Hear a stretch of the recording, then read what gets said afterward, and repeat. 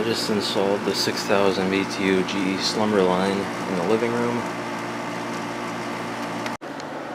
I got that 5000 BTU Kenmore with the Matsushita compressor and the the universal electric fan motor installed in the dining room.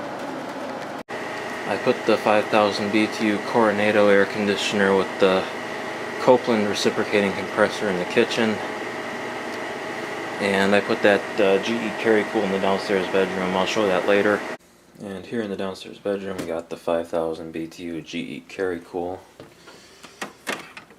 Go ahead and start this one up real quick.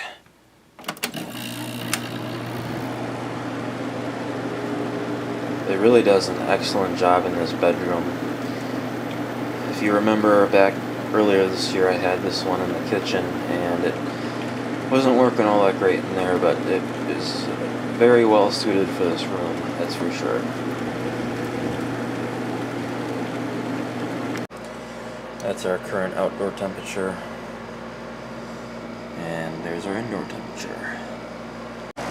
This GE Slumberline works amazing.